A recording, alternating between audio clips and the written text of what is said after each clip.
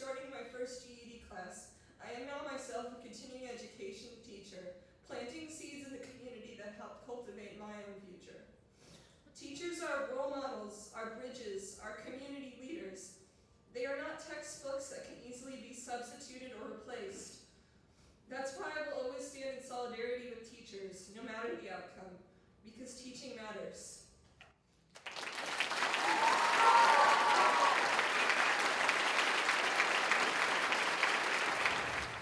My name is Hanul Chang, Haneulchang. I go by Han, and I study philosophy here. Okay, so what did you think about that whole meeting? It was quite moving, actually. Especially one of the girl, right? The girl in the colorful jacket I barely held my tears when she went because I shared a little bit of my history of struggle at things like mental health and hope situation. So it was a great moment to see that this is beyond just negotiating money. This is about protecting the environment and the relationships that the faculty and student have, right, to make a better world. And I feel like we have shown more than this is just about business deal to the board members, and I'm very proud of everybody. Definitely. How did it feel for you to go up there? I was terrified. I have never done this before. I took like a speech class, and actually, I would like to thank Dr. Poston in the communication department because I didn't know what I was doing. She really helped me out as a speech teacher. She helped me to put this together, and then she encouraged me, providing me that support that I needed to go out and speak, even though it was just, I was shaking all the time, and I feel like I have done something that it was kind of the stepping stone for me as a student, right, and as a person that I had this challenges I compared to like a dark wood, and then now I'm like seeing the light getting out of there, and then it was thanks to all the people like Dr. Wolf over there, who I mentioned, and then all the faculties, and then I want them to really remember them, right, because they're our heroes. Thank you so much. Thank you.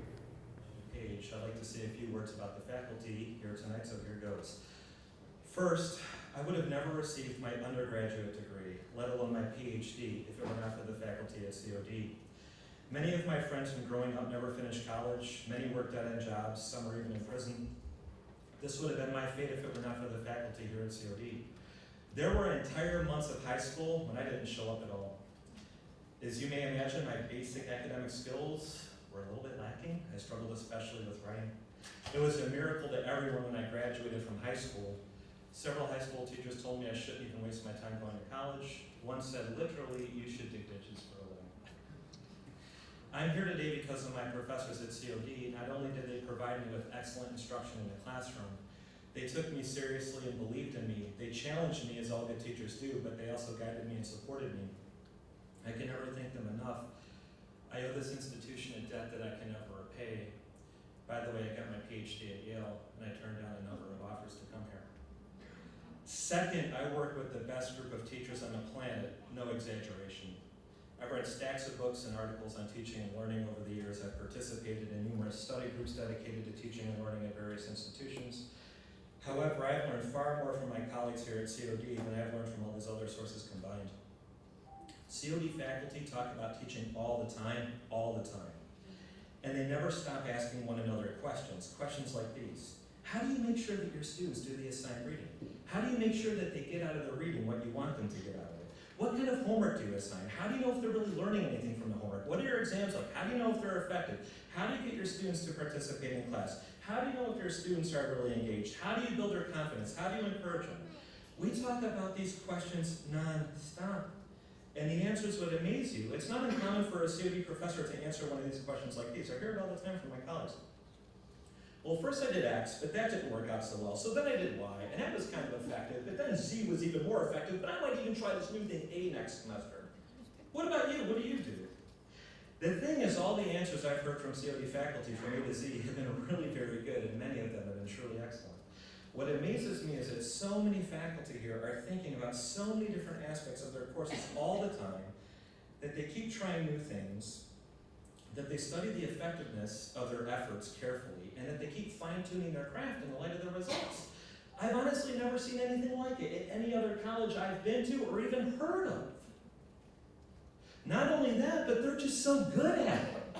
And then there's all the hours they spend with students during office hours, advising clubs, all the rest of it.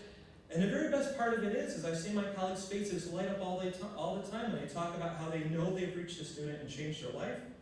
I've never seen such a good sense, wisdom, professionalism, care, or love.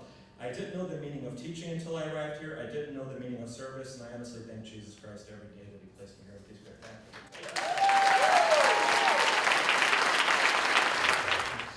My name is Leslie Wolf, Leslie WOLF, and my title is Associate Professor of Philosophy and Religious Studies here at the college. Honestly, it felt really great to go up there. I came at the end.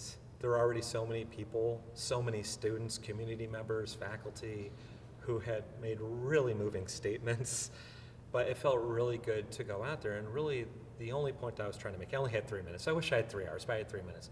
But the point I was trying to make is the commitment of these faculty. And it's not just a commitment, it's really the effectiveness and the professionalism of these faculty, but also the commitment that these faculty have. It's extraordinary. It's unparalleled. I have colleagues that are in their offices at 10 p.m. every night. When we are in the hallway, sometimes we talk about the cups and stuff, but mostly what we are talking about is how to reach these students. We all believe in our students. We all come to work every day knowing that any of our students can achieve anything, which doesn't mean you have to do something grand, right? But we believe so much in our students. And frankly, one of the big challenges of teaching is that oftentimes the students don't believe in themselves. So we spend so much time talking about the readings we assign, the homework we get. I mean, all of it, it's unbelievable just how much care the faculty have for the students here. I've been at some really nice colleges, and I have friends who teach all over academia. I've never even heard of a school where the faculty just care about the students so much, and I think you heard that, right? So I actually felt really good to stand up and speak, however briefly, on behalf of my colleagues. It was not really about myself, it's really about my colleagues.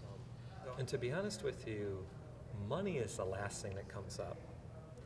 Money is the last thing that comes up. And by the way, the raise that the faculty are asking for is very small, but it is the last thing that comes up. There are actually much more serious issues that I'm actually not allowed to talk to you about right now, that we're not allowed to talk about. We can't really talk about even with the public. There are some much more serious issues, and I really wish this process could be a lot more transparent and we could have an open, frank conversation about it, because money is the very last of the issues. Much deeper issues involved here. And I can really say the faculty really do have the students' interest at heart. It's really not about the money.